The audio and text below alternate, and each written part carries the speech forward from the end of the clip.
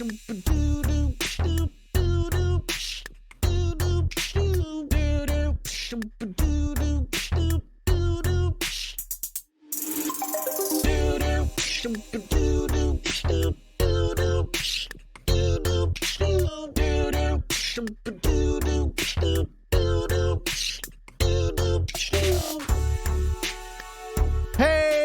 it worked. Welcome everybody to episode 150 of Tactical Crouch. Kickedtripod here with Yiska and Volamel. Barely awake because we've been leveling in Shadowlands and doing that thing, but we're here to do at least one show this week. I think we will do a show. Welcome to everybody. Big thank you to everybody who's here.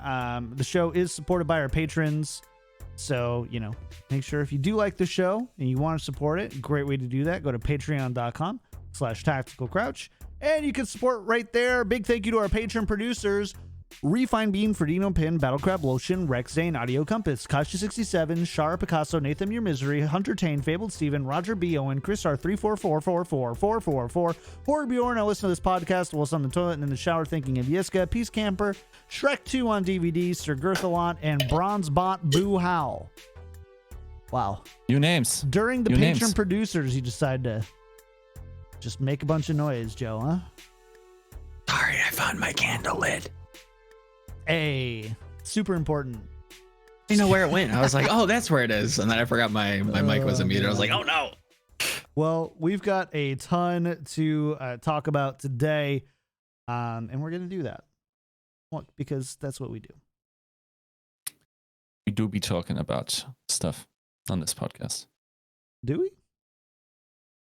Yeah, sometimes. Is that what we do? I think. All right. I think so. On days that end in Y.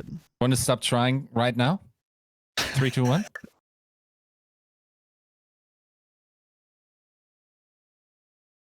Are we doing it yet?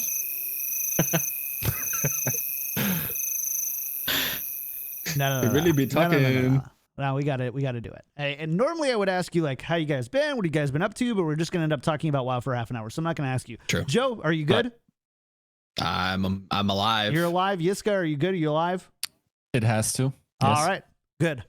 So let's instead jump right into kind of what's going on. And I want to start with a little bit of an update we got yesterday from Jon Spector about the 2021 Overwatch League season.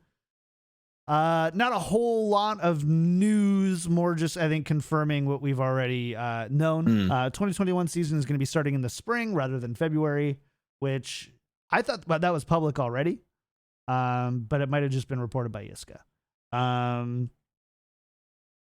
Which one is it? Am I misremembering?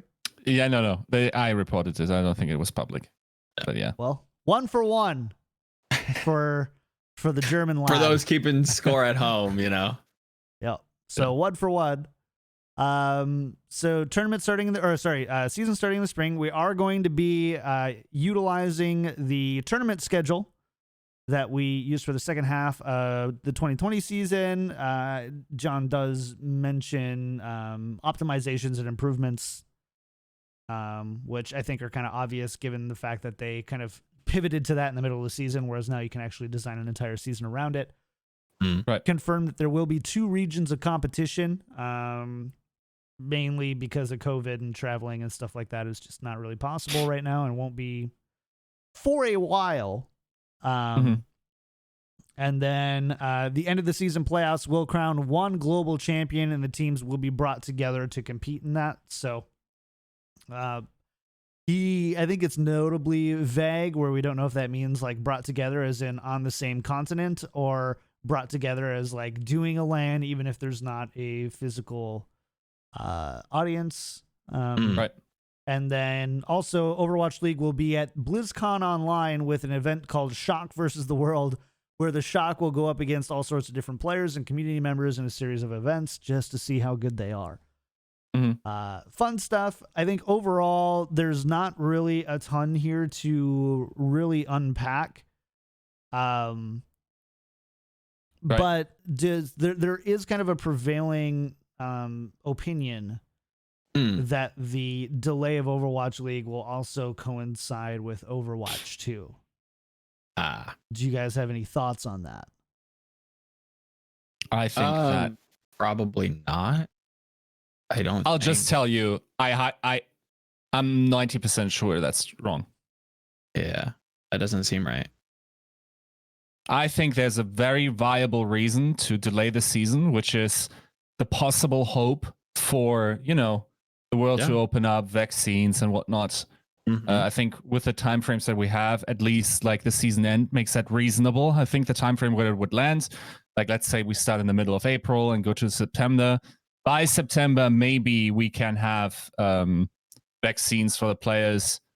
By the way, that opens theoretically some interesting moral arguments. Can you force players to take vaccines and whatnot?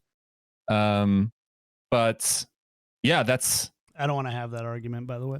Right. No, just saying that's something that we something at to some think point about, have to think about, right? Yeah. So, I think the reasons why that is happening are plenty. At this point, everyone that tells you actively, other than speculation, but actually tells you that there is behind the scenes information, either they're really, really tied in at a high level or they're bullshitting. Straight up. Now, to be fair, I think there's not a ton to unpack. I agree, but there is some things that are definitely worth talking about. One, I think that the continued communication, especially from Mr. Spector, kind of again makes him feel like a commissioner, even though he might not be that in name. Right. At least not just yet. I appreciate that. I was kind of thinking about this as you're reading it through. I don't have much to complain about with Blizzard other than their photo shelter account being down. And that's a good thing. So is this how you address it? Props. I like everything that we're addressing here. We're planning on, playing in 2021. One thing I will say, I do appreciate the shock versus the world. I think this starts to build a narrative going into this, fourth season where it's kind of obvious that the shock are kind of sitting at the top of the mountain, fighting off the people at the bottom. So it's good that not only they notice that, which is kind of hard not to, but they're also doing like extracurriculars with it, which I think is really, really beneficial. And hopefully, as much as this might sound counterintuitive, fans start to latch around the idea or become emboldened with things like this, where it's like, why isn't my team up there? Like, the Shock is villains now because they're the champions. They've already won twice, so it's time for somebody else to win. I hope this makes people invested. I hope this is actually a well done event. I'm sure it will be, but I hope they continue to do more of these almost narrative, the fun, but also kind of building a narrative for the audience to kind of latch onto that. This is the best team in the world, and they're taking on the world. I think it does a lot for people. I wonder exactly what it's going to be. I think it's just going to be. I think it's going to be kind of like All-Star Weekend, but Shock versus whoever they end up finding. Yep, I think it's just about shining that spotlight in the right places, and I think that does both good and bad. But that's what we need. We can't be apathetic. We can't have the fans be apathetic towards like, the offseason, boring. Like, where are the leaks? Where's the juice? Like, we need to give them something to attach to. And I think he even mentions as much, and or at least somebody did. I can't remember exactly where. This week's been a blur. Forgive me.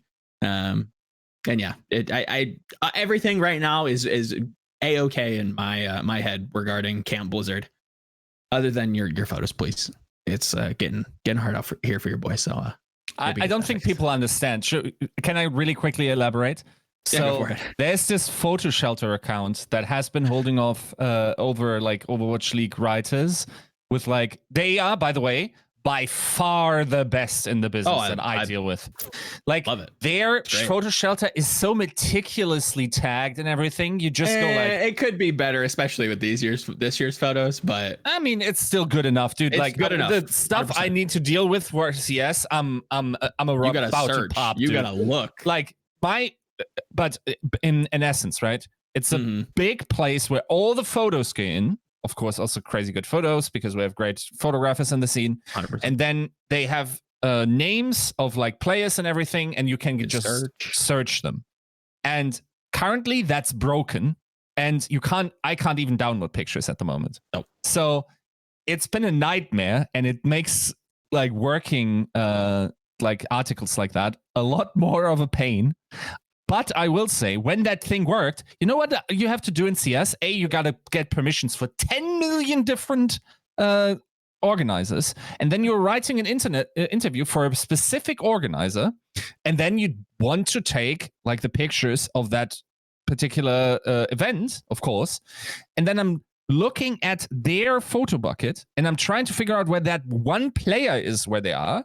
And then I got to go into the Wikipedia, find out if he has ever been with that organizer. Yes, he has, but there was never a picture of them taken. God damn it. What am I doing now? Yeah. Like, now we have to make concessions. Okay, to the next slide. None of them have tags. It's awful. And Overwatch League for that is like... Also helps that all the junkets. best players are playing in a centralized league.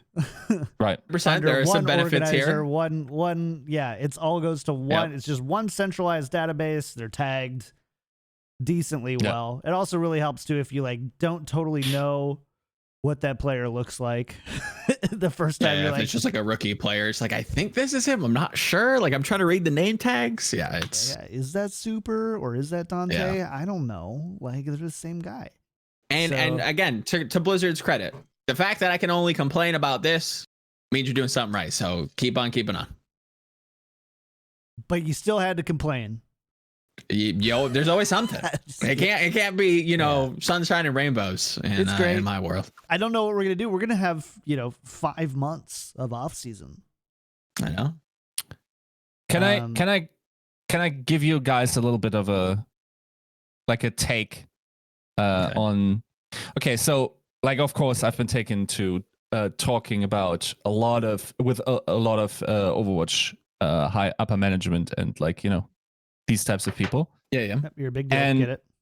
One thing that almost, or like when we get to talk about it, everyone seems very high on what Jon Spector is bringing to the table. Like, that's a guy that's universally getting stuff done. Right? And that's I think an important thing to get out, that we have a good guy in the right position where things actually go forward in that regard. So big ups for Jon Spector. I know we talked about when he was on Plat Chat, we made a couple of jokes. But yeah, like in terms of that, like just the contribution is amazing. And that's one of the reasons you should feel enthusiastic towards the future. Mm-hmm. And many of the people who weren't enthusiastic about Overwatch League for one reason or the other, I can't think of any that actually mentioned Jon Spector as being an issue for that, and the fact that they're taking on even a bigger role. And again, it's weird because I think we all presume at some level that this commissioner role, whether officially or unofficially, is his. Feels like it, at least. Yeah, is so there's I think there's a lot there. And it's good. Yeah, 100%. Yeah, feels good. Glad to hear that things are getting done. Yep. We do have a lot of stuff to talk about though today. A lot of roster moves. We could just spread them out one per week for the next 5 months, and then maybe. But we're not going to do that. We're going to just talk about them as we get them. And we're just going to go kind of right down the order here. And let's start with Molly going to Shanghai. Yeah. This one that's a word for it. Yeah, interesting. I've been high on Molly since God knows how long. Let's see if he gets it, chat. Hello. Someone clip that, please. Here goes the safe Did you like that? It was good. Drug references. High on Molly, baby. today I'm a little sweaty, so you understand. No, but in all seriousness, Molly is a very, very good player. I think the big concern that people had was kind of put to rest when Shanghai actually put out like a statement regarding like the comm structure and like what the thought process was and bringing him in as a flex support. Definitely one of the stronger domestic flex supports within the last 2 years. When I was at least covering China primarily.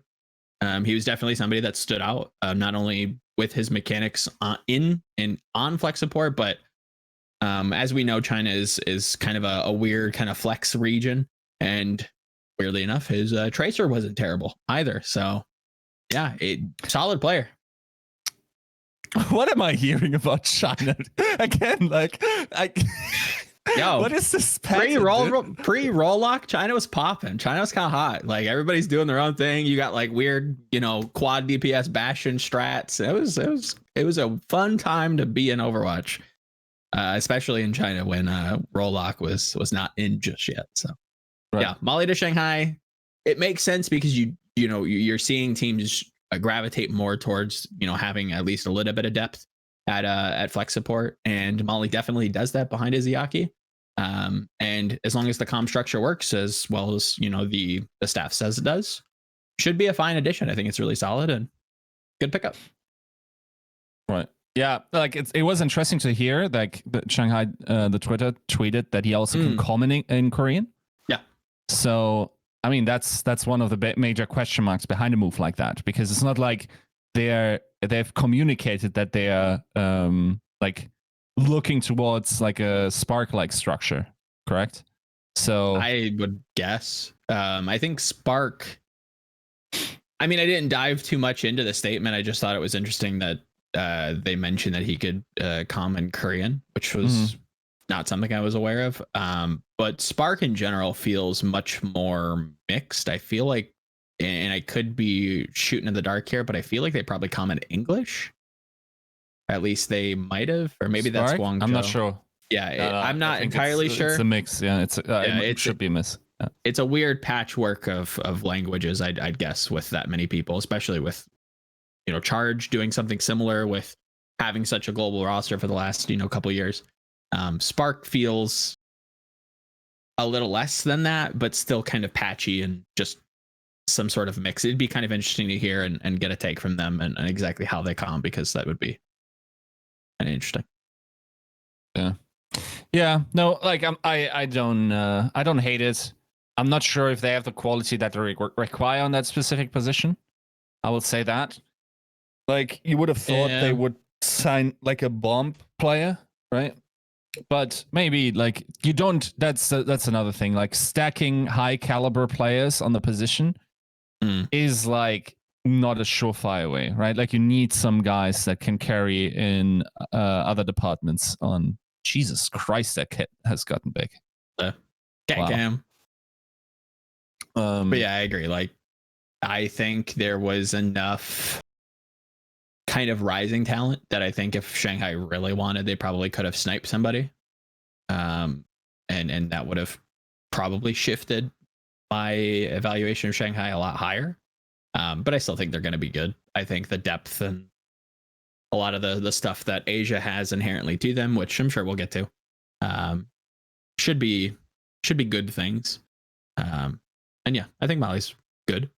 Probably slightly above average across the league, but nothing amazing. Cool. That's it on the Shanghai Dragons. They continue to adapt and change, now having added Fate and Molly. So And Erster. Oh yeah, and Erster. Yeah, I missed that. It's right there. Good old Zerster. Yep. Houston Outlaws coming up next. We haven't had a lot to talk about with Houston. True. But we do now. Houston have signed Crimzo and Happy. Crimzo coming from the Dallas Fuel, Happy coming from the Guangzhou Charge. Right. Both pickups good. Not the home I expected Crimzo to land at, which I'm pleasantly surprised with. Glad that this is where he ends up, because I do think Houston is one of those sleeper teams that definitely could compete in that, 10-man could win the league if the stars align group. Right. we discussed a couple shows back, and these signings definitely do continue to kind of push that narrative, at least for me. Both Crimzo and Happy, great players. I think they're very good for their specific roles. I mean, in a very kind of morbid way, I kind of was concerned with Happy. I felt like he was going to pull a Corey and just be like, hey, Valorant's just kind of made for me. I'm just kind of cracked at aiming, so I'm just going to go aim in Valorant and be good at that. But I'm glad to see that he's staying. And yeah, Houston looking good so far. I'm excited to see where and how they finish out. Yeah, like I'm okay. Of course, like before, like you always hear something on the streets in terms of what is picked up. What I actually have zero idea of is who they will pick up for the main tank position. And I think that might be crucial for this roster. Yeah. Do you have any idea who they could be looking at? I can't even think of that name, to be honest. I mean, do we know where Super's going yet? We don't know. I would think it was probably going to stay with. Could be the Shock, right? Good, definitely. That's the only person that I can think of, like a weird like junk buck tie, Harsha tie. Outside of just picking up like a rookie that nobody has like an attachment to, it's getting small. A lot of teams are doubling up, especially in Asia. You have like Takoyaki playing on Spark's bench, even though he can't play until, well, I guess April, which doesn't matter because the season's starting so late. Yeah, that does seem the position to kind of really keep your eye on for Houston. I agree. Right. Yeah, I mean, there's still a lot there, though. Rattle off some names. I don't have the spreadsheet open. Sounds like a you problem. Did you know that we do shows live Mondays and Wednesdays at noon Pacific time? It's true. It is true. And that you are a host on that show? Yeah. Just get. Yeah. What do you want for main tank? Yeah. Okay. Like I think Super, Gaga, Hottie, OGE, Yakpung, Karayan, Numlocked, Pokebo, Soleri, JMac, Bembes, LH Cloudy. So I think OGE is an interesting name in that connection. Just because of the player profile, right? Able to function in hybrid rosters, like right, like that has played in those in the majority of the time. Still is considered high potential. I think Karayan could be someone. I'm not sure about the best, maybe, but sure. I don't know. It's hard. Ben would be interesting. I've always thought Karayan was never given not the stage time because he was obviously competing with somebody like Fate, who I think is actually pretty good. Karayan came out of his rookie or his contenders tenure like pretty good in my summation. Like I thought he definitely had some promise. So that would be kind of like an interesting like project for Houston to kind of work on is building him up and kind of showing people that he's actually pretty good. That'd be kind of a not a budget signing, but I think that's the narrative that people would attach to it. Popo's a name that I think I definitely want to talk about when Atlanta starts to make signings because somebody is just completely just lost this man in the roster mania that's going on. I think people have just completely forgotten about him. And that's a name that everybody knows. We just have to kind of remember. Popo to Houston, I think would be a fantastic move. I think that's at least my leader in terms of somebody who isn't necessarily tied to some of the coaches. If it's not Super, if it's not somebody like tangentially related, I'd love to see Popo land in Houston for sure. Sorry, I'm typing the chat. So, yeah, I mean, by the way, just I need to reiterate this every time. These rankings are based off of largely random but fairly smart people in Discord, but virtually anybody can submit their rankings here. pay less attention to the physical ranking, pay more attention to the names on the list. And relax. Right. Okay. Anyways, that's Houston overall. Too early to tell. Yeah, it's tough to kind of give projections, but so far so good. I'm happy with the pieces that they've picked up. It seems a little, I mean, this is going to come off as harsh, but it seems slower. I wonder why or if this is even happening. Maybe it's just a scheduling thing. I'm not sure, but all good things so far from Houston. I'll stick to that. Yep. Cool. I want to go next to we're going back to Philly, boys. Every week I feel like we've been talking about the Philadelphia Philly or New Fusion. York. And this one is, you know, something that I think somebody from our community is very happy about. sHockWave going to the Philadelphia Fusion this week. How you feel about it? I mean, I tend to side with Yiska on this. I think Shock's quickly winning the offseason in my summation. Landing 9K, landing sHockWave, whatever else they've got up their sleeve. They're making some big moves. Obviously, you can't take away what Dallas has been able to kind of rebuild with. I think that's really, really strong, and we have to kind of give them credit where credit's due. But Fusion's coming in quick with some big punches. They're few and far between, but boy, do they land. And I think sHockWave is going to land very well with Fusion. Yeah. I think beyond just, I think that he will be a big deal coming into next season.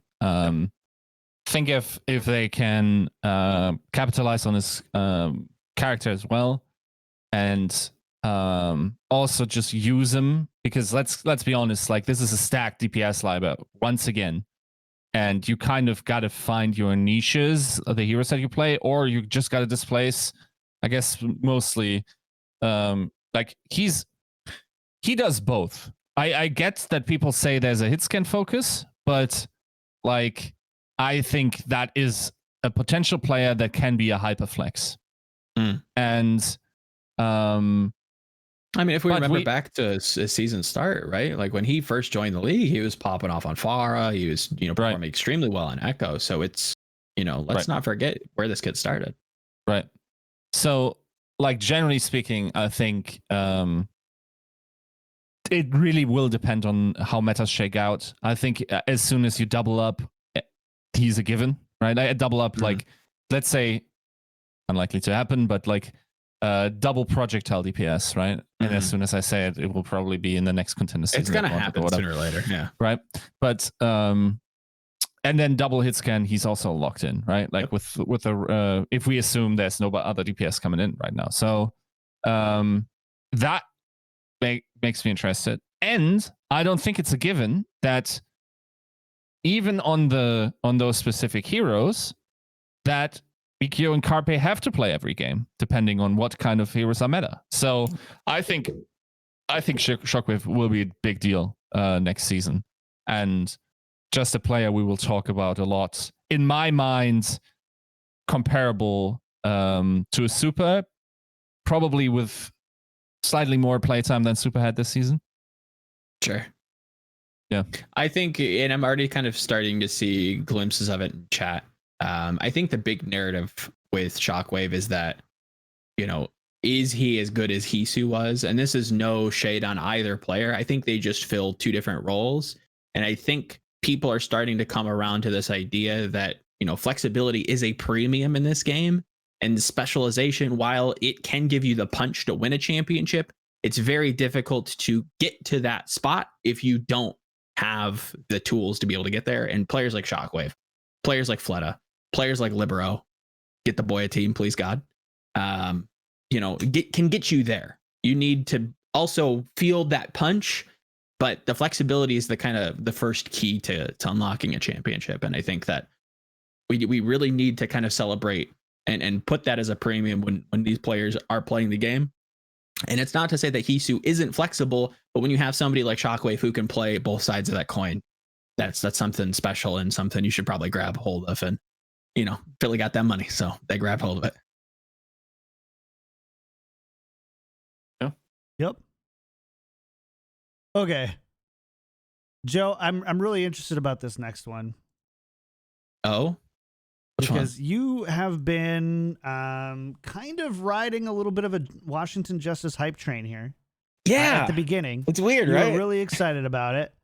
And in the past week, or maybe not week, but in the past week, they've signed Rhea and Fury.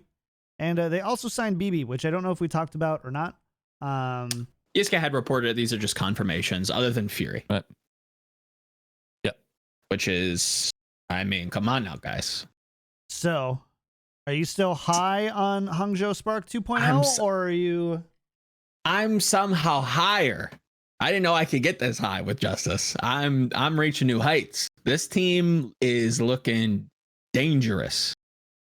If there was ever going to be a contender, at least in terms of like eye tests for and I love this. This is great. I somehow can weave this into every show after saying it, which I'm very happy about. You have Dallas, which looks very punchy, and they were early to the table, and they're like, "Oh, look at all our star players," and then Justice starts to add and add and add and add and add. You've got Mag, you've got Decay, now you have Fury. A lot of role players around them, but I like that team a lot, and I think again that team is going to be competing in that mid pack, not necessarily mid pack because it's not fair to say, but there's going to be a lot of teams that playoff bracket is getting deeper, the 3 to and 10? deeper, the 3 to 10. Yep. It's right where I think they fit, and it's right where I think the Dallas Fuel fit, and I think we'll get to this other team, but Toronto might fit in there as well. Like there's a lot of teams you're just like, I don't know what to do with you, man. You're going in the pot. There's some clear bottom teams, there are some clear top teams, and then everybody else is just fighting it out in this weird kind of mosh pit. And I'm here for it. I'm super excited to watch it, but it's tough to call. It's like it's edges here, edges there. Oh, do they have the punch? Do they have the star power? Oh, do they have the depth? Is this a full team? It's going to be a weird power ranking season, but I'm here for, the start of 2021 come spring. Having a league with clear frontrunners is okay, but much preferable to having a league with clear bottom feeder teams. And so far, I don't think we have any team that's conclusively shown us that they're going to be a bottom team. I think, and again, I say this with a little asterisk because I think there's a couple Asia teams that we don't know a lot about yet. I think that we've got one or two NA teams that, again, don't look good right now. But there are also I'll give them some time. Yeah, there are also a lot of teams though who they could end up being really awful, but there's just too many slots that aren't even filled in yet. I mean, NYXL, for example, have one signing. We have some rumors, but ultimately they've got one person on the roster. You can't say how good or bad of a team they're going to be just based on that. So, so there's not a clear worst team yet, which I think is kind of better than having a few like clear best teams. If that makes sense. Yeah, no, I agree. I think it's better to have, I think the parity is something that people definitely appreciate. And not only that, I think having, if there was ever a time to have this competitive mid-pack, gatekeeping cluster, it would be now in this long off season. Because now we can, argue till the cows come home about, oh, who's better? Is it Dallas? Is it Justice? Oh, how good is Paris? How much do we rate the coaching staff? Yada, yada, yada. There's so much time to be able to kind of parse that through and understand it. And for teams to maybe even make last minute changes to kind of shift that and restart the whole argument system. But yeah, I'm happy that teams not only seem to be starting to, well, I shouldn't say starting, that seems way more accusatory than it needs to be. But it seems teams are getting a lot better at picking up some very notable talent instead of just, doing their own thing. And And it's clear, at least to me, that the league is definitely improving year on year on year. And this is kind of where we're headed, is, this crazy competitive, like, it could really come down to anybody's day. And I think that's going to make for a really exciting season. Absolutely. Really quickly, I don't think we're going to spend a ton of time on this one. But Violet to the Shock again. Well, not yet, kind of again. Staying with the Shock, I guess, is the right way to say that with a normal person with normal vocabulary. Good, right? Fantastic. Good. Great. I was I was getting a little concerned with them, and I think they shout outs to the Shock management and their social media. You got me with the striker and the Choi and the that. You got me. I was like, really? You're gonna let him go after why? Then I was like, oh, okay. I'm kind of over these whole, like, we fired them and then we hired them. It's just like, can we stop, guys, please? You can't. I'm only so human. Going to die. I would love to just. I would love to unpack that. But I would have to spend a half an hour unpacking why. Yeah. I'm glad they're staying, though. Glad they're staying. Yep. I appreciate it. It's good. It's good. Shock again, looking like they could do it again. They're the litmus test. You got to beat them to get to the title, and they're still looking quite strong. So yep. Yeah, we will see what Krusty has up his sleeve. I'm still interested to see what his plan is for Tayo and what that chess move. He's playing 3D underwater basket weaving chess, with a ski mask on. I don't know. Like, he's got things operating that he might not even know are operating, just some Death Note style shit. So yeah. I'm here for it. I'm about it. It's about it. We'll know more about the Shock, I think, in the future. But I do want to talk about, this is the big one we need to talk about today. Because up until recently, the Toronto Defiant really, all we saw were Logic and Beast. So rewind to maybe only 2 weeks ago. During the show, it broke that Beast was signed. And Twitch chat, you can even go back and watch the VOD because we have Twitch chat scrolling during the show. You can see Twitch chat was not happy about it. We had comments on the YouTube video about, like, why is Toronto doing Beast? I hate being a Toronto fan, blah, blah, blah, blah, blah. And all this stuff. And we said multiple times during the show, like, just because they signed Beast first doesn't mean that they're starting. And it also doesn't mean that they're not starting. It just means that they signed Beast first. And usually it's a little bit easier to re-sign your players quickly 100%, than it is to sign a brand new player quickly. So just relax a little bit. Y'all didn't, so that's on you. But the Toronto Defiant have made multiple new signings in the past week. They've signed Michelle, Ansun J. I don't know how to say that. That's how I'd say it. Aztac and Hisu, and then of course the one that I'm holding off till the end, Sato. Big signings here. Specifically, a couple from the Philadelphia Fusion and Hisu and Sato. Michelle from the Seoul Dynasty. Ansun J from Element Mystic. Aztac from Uprising Academy. I mean, this is a roster now. This is a team. This is a team. This is kind of dark horsey for me right now, man. Like, this is kind of good. Yep. I'd say a good team. I don't understand how anyone could come to any other conclusion, to be honest. Am I kind of projecting the same or a similar feeling? And I'm interested to hear you guys' thoughts on this. Maybe not the same ceiling, but within that cluster that can really compete. I don't know that their ceiling is as high as 3 or 5, but I think they can touch it. I think they can near it a little bit, but definitely in that top 10. They also it feels don't have like a flex DPS. That's the as of right now, they're still not finished yet. But like from the 4 or 5 players that they have announced, obviously some of the Western players adding a little bit of depth. I assume they'll probably get some use out of them, hopefully. I'm still kind of not sure, but here's the weird thing, dude. Like, I know a lot of people aren't high on this roster, and I wonder what they say as soon as you slot in a name on the flex DPS position like Rascal or Libero. Oh yeah, then I feel like then the opinions just instantly flip, even though that one player doesn't make that much of a difference, right? So just imagine a team with a high caliber flex DPS, and there are still some good flex DPS out there, right? Like, oh yeah, they Rascal, Glister, require, Ivy, Nero, Libero, nice. They will require like someone that can play projectile at a high level, but there's still mad talent out there. So, like, I don't understand. Like, this is still very, very expandable. Oh yeah, to the point of where this is a top 5 team for me. I don't know.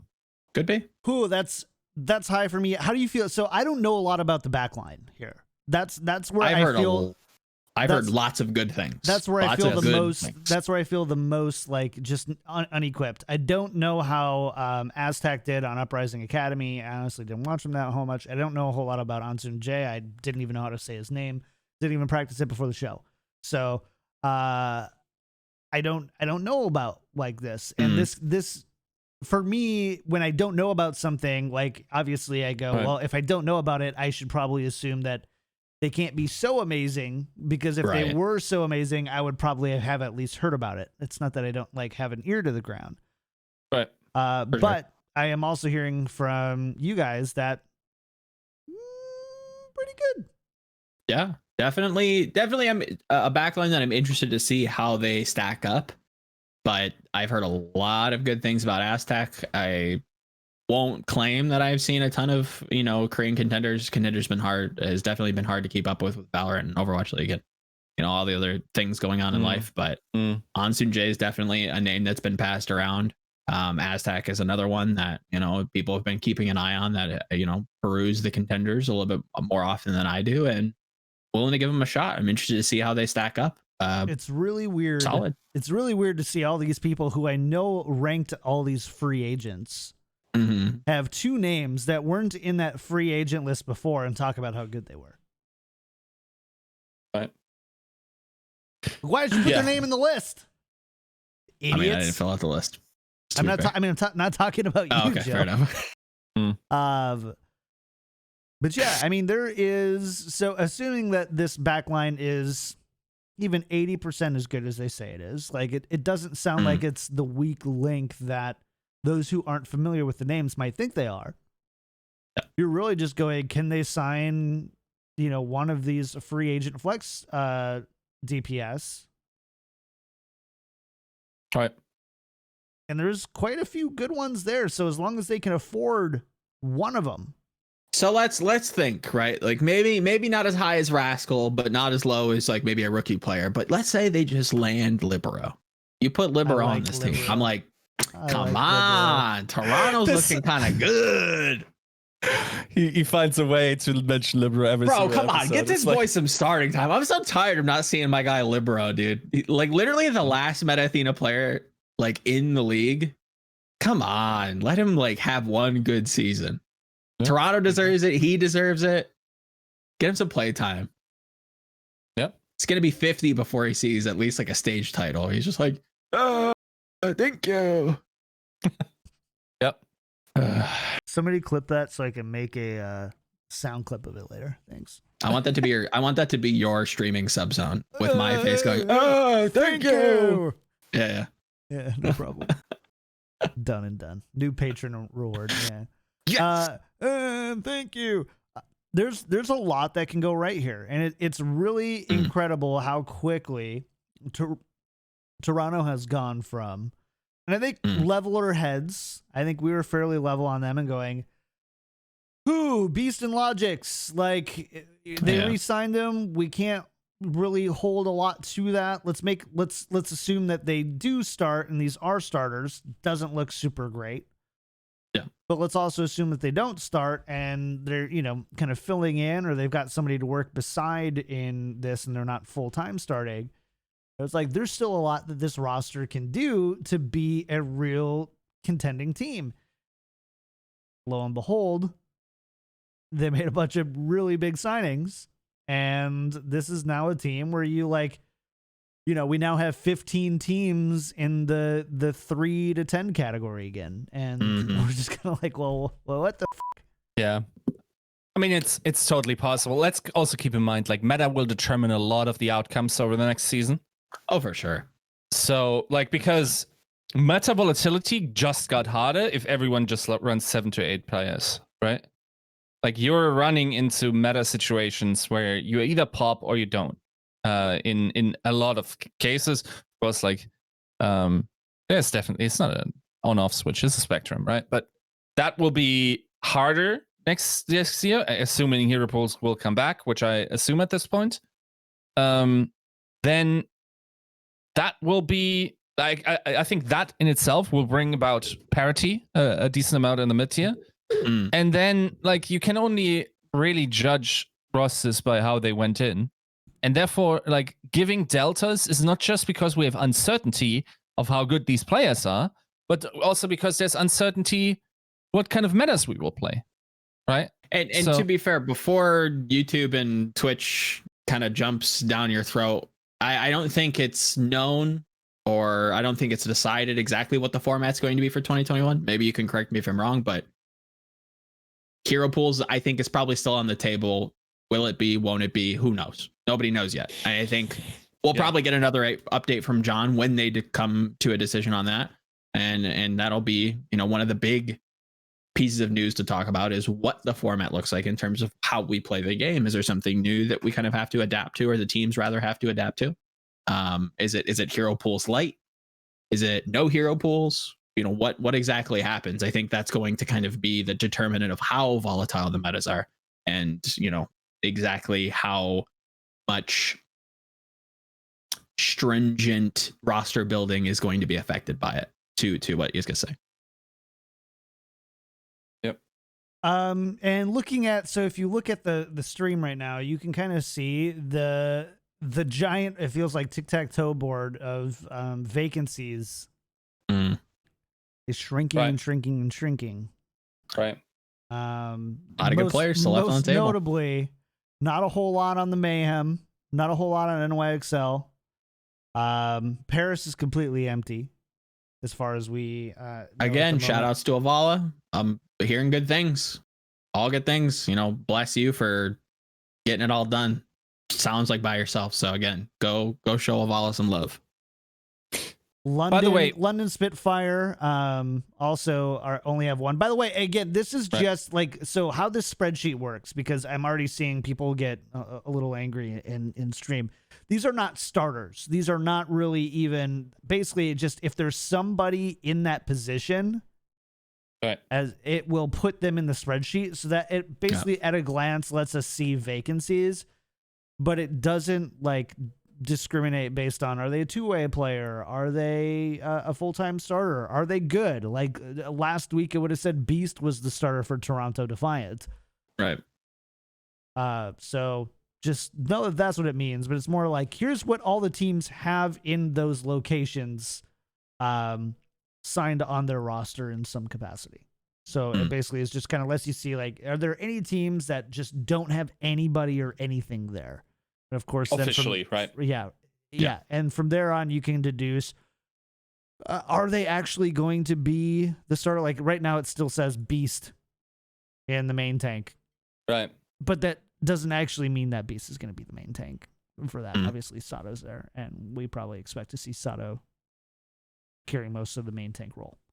I think that's probably like a gigantic narrative, too. Like this is Sato, for all the haters, for all the people who are like lauding him as a top 5 main tank. This is the season for him to really shine, because he's not going to have that same world. I mean, let's be honest. We can applaud Aztec and Antunjay. Still, you know, we're blue in the face, but this isn't the same kind of backline that Philly brought you. This isn't the kind of same support. So if he's going to be this all-star main tank that we saw with Philly, now is going to be the time. This is the team that isn't going to, you know, help him as much, but might be a better fit. Might be, you know, for whatever reason, might kind kind of make him shine more, or will he kind of like filter out and change some opinions? Now that he's gotten to see more play time, even on a different team, will he kind of shed the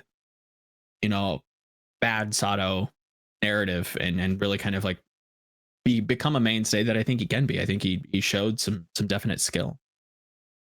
Good team as well, Toronto. You also kind of started rattling off Florida again.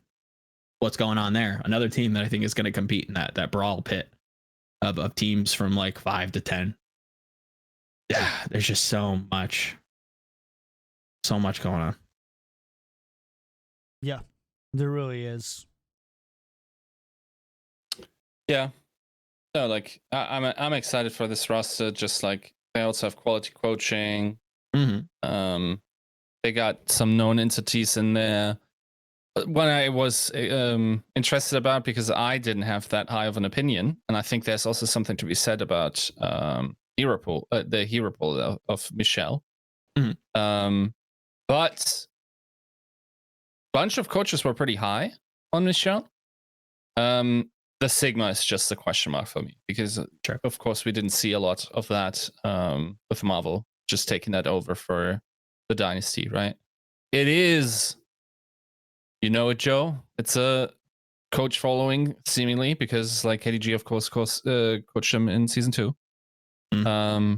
So yeah, I think that's just a lot of known quantities with some exciting rookies, and then a big question mark on the flex DPS role, which will change, of course, a couple of percentage points.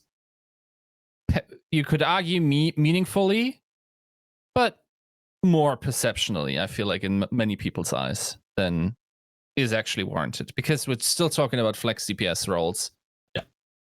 And despite those feeling most impactful, they probably are not the most impactful role in Overwatch, right? Over most metas. So yeah, probably not the most impactful, but I think it's definitely a role that you can't skimp on. You really can't just get. That's a lot to cover, yeah. Yeah, there's so much basis that you really need like a proven track record, and it's no shame to any of the rookies coming in that are playing flex DPS, but because some of the metas this season have been so stringent, and it's just like, this is what you're playing, and they haven't necessarily maybe been given a fair shake on their hero pool as a whole, because it's been, now you're a Brig player, now you're an Echo player, now you're this, and it's just that pool is so small that you really kind of have to, coaches and trials really have to go into like exactly what they can play and how they play it well. And I think that's difficult. So you might see more veterans in the future slot into this a lot, because they've had the time to be able to kind of showcase, their entire bar charts, as we talk about it. Yep. All right, Yiska, preseason power rankings 1 through 20, go. You're getting those around Christmas once again. And I can already say Christmas. Yeah. You're high.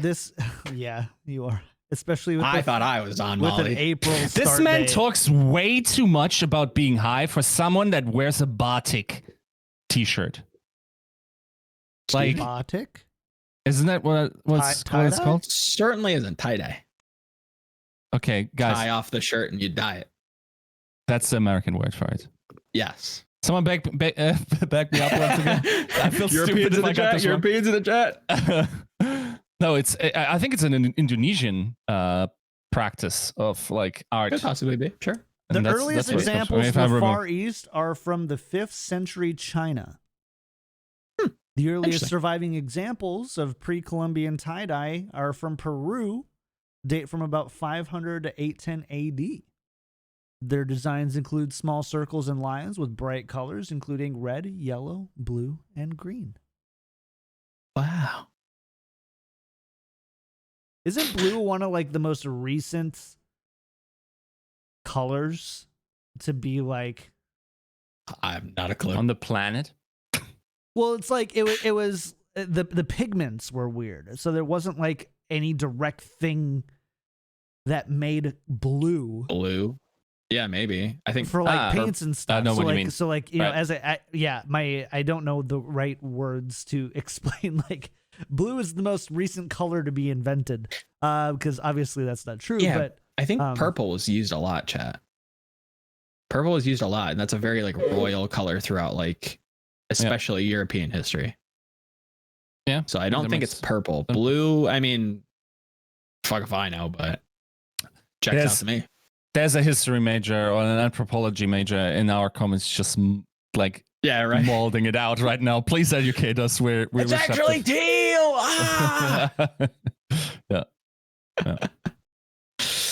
Yeah. Blue. Why is it royal though? That's not why it's okay. What? We're already being called purple stupid. Let's go. Yeah. It is what it is. I mean, they're saying purple 16,000 BC, whereas they're saying blue 2,000 BC. So I don't know. Go f yourself. Interesting. Chat. This is what Wikipedia tells me. They're smarter than me. Regardless, how do we get talking about blue? I don't know. It's a chill show. We're here. We're chatting. We're at like an hour, and we technically went through. Oh yeah, you know what tie-dye was. Because Joe is high. I'm not high. I promise. I've never been high in my life. As much as I apparently accidentally Freudianly talk about it, I've never been high. Look at this fine Christian boy over here.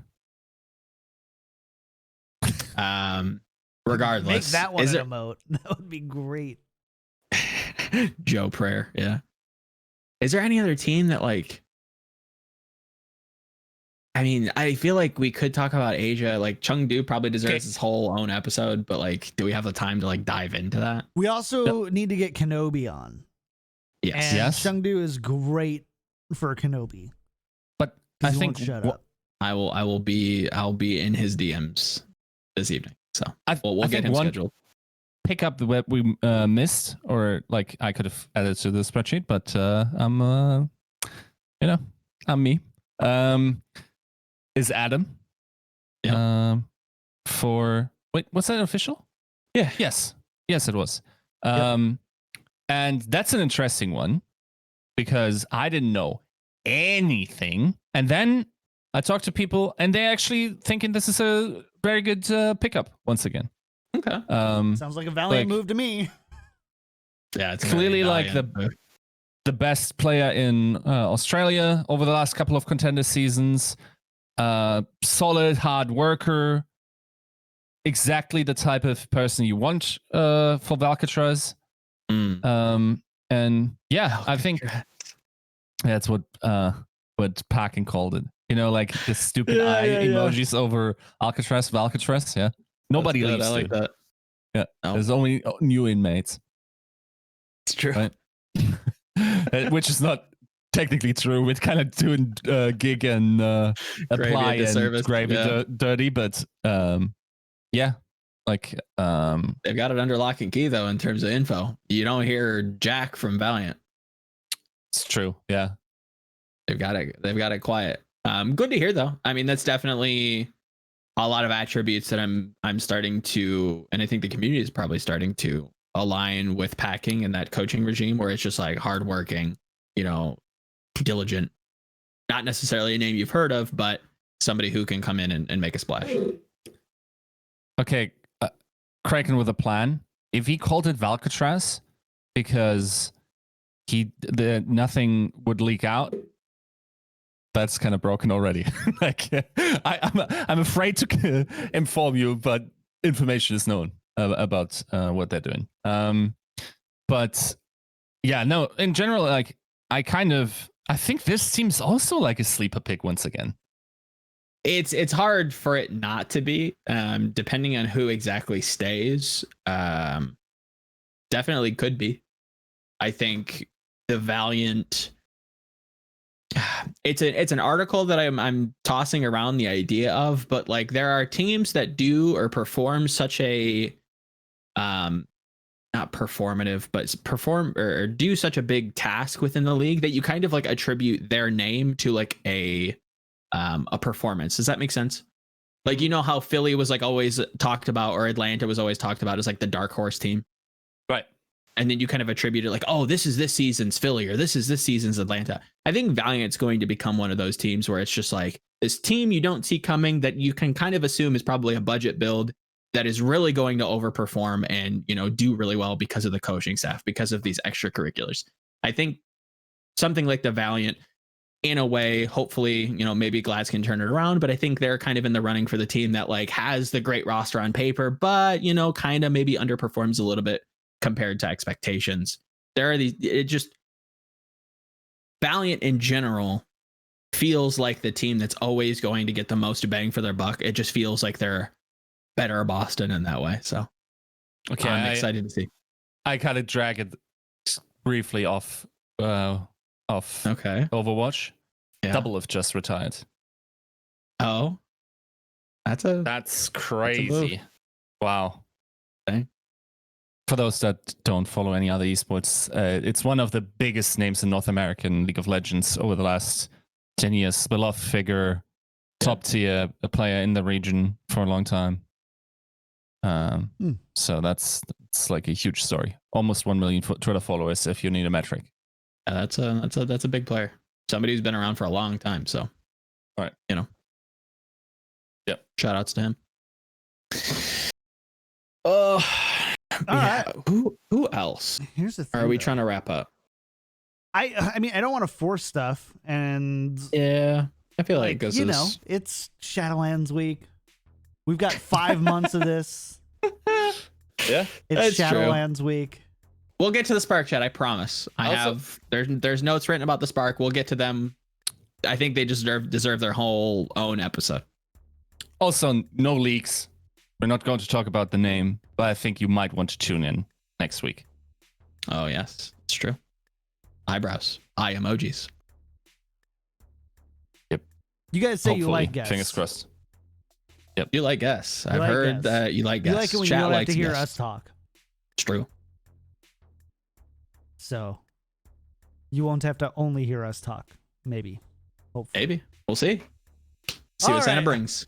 Chat, we're going to go ahead and get out of here. Big thank you to everybody who hung out today, especially our patron producers, Refined Bean, Ferdino Pin, Battle Crab Lotion, Rex Zane, Audio Compass, Kasha67, Shara Picasso, Nathan Misery, Hunter Tane, Fable Steven, Roger B, Owen, Chris R34444, Horbjorn. I listened to this podcast whilst on the toilet in the shower thinking of Yiska, Peace Camper, Shrek 2 on DVD, Sir Girthalot, and Bronze Bot Boohow. Thanks so much for supporting the show. If you like the show, go to patreon.com/tacticalcrouch. We also did get Lolar Bear with the brand new sub, and Chris R34444 with 2 gifted subs today. Appreciate you a ton, Chris. And thanks again for the resub, Lolar Bear. If you like the show and want to support, go to patreon.com/tacticalcrouch. We'd love you infinitely for it. Otherwise, we'll just love you infinitely anyway, but it's a great way to support the show you like, and we're going to be doing this for you for the next 5 months, hopefully. And there's not going to be a lot of Overwatch League being played until then. So, you know, keep that in mind. Yes. Okay, let's go ahead and get out. Shout out to the week. Where people can find you, Yiska? I can't promise. Like, I don't want to put reports on a timeline, you know. So I don't know if I will have any. They're done when they're done. Otherwise, maybe like I feel like I gotta get a feature out of the way for Overwatch. I haven't written one in a while. Generally speaking, I think I heard the community loud and clear that they want to have more insights into the backstages of Overwatch League. And I'll try to find these stories and treat them with the care that they deserve. And if I feel safe in sharing them, and if the people who share them feel good about it, then I want to put those out more over the next season. So we'll see. Cool. What about you, Joe? What's up? I think I just published the Spark piece. Kind of, if you're fiending for some Spark evaluations, info, thoughts, check out GG Recon. Kind of put out something, you know, talking about the Spark and how nobody's talking about him. and them being a team that we have to start to kind of respect, even just based on how many players they have on their roster that are currently signed. Today I'm writing and applauding the league in terms of how competitive it's going to be in the coming season, and then closing out the week with a little bit of Valorant stuff, and then it's back to Azeroth for a little bit of Shadowlands content, and enjoying that. I gotta level leatherworking and start getting my guildies geared, so gotta go kill some beasts. Yeah. Okay, can I, John, because like I know you don't like to boast about things, so I'm going to straight up ask you, so you have to answer. Tell us about like your professional like things that recently happened that you tweeted about. Oh, sure. Thank you for asking. So for those who don't know a whole lot about me, like professionally, what I do a lot in like, I love kind of the marketing, social media side of things, but I also am really passionate about product design. And so I actually received an offer for a company. I've actually been there for multiple months, but we're finally like doing some stuff that's public, so I can finally announce it. But they essentially created a position for me that essentially allows me to be both a product manager and a product marketing manager all combined into one. So we're ideating products specifically for content creators and streamers, podcasters. And then I'm also going to have a big say into, how we build this brand new brand and develop it beyond the products, as far as like our marketing strategy and social media and all that kind of stuff. And so really excited about that. I don't have a whole lot I can share yet. But I'm really excited. Joe and Yiska have gotten some peeks behind the curtain of like what we're working on. And some really nifty ideas. I think they're very cool. Definitely something to keep your eye on if you're in the content creation space. Definitely things that I've like, yeah, that's a pretty good idea.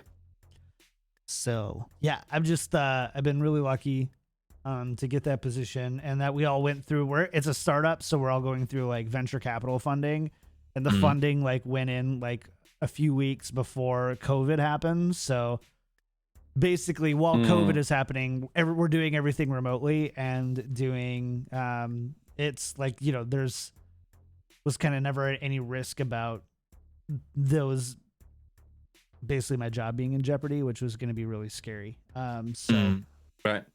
Yeah, it's exciting. There'll definitely be more soon, especially into the new year, but I'm really excited about it. Exciting times. Hype. I'm really excited. I think it's cool. So yes. All right, chat. Well, thank you again so much for hanging out today. I hope you had a great one, and we will see you next week for Tactical Crouch. Have a great Thanksgiving. Yiska's turkey. Bye.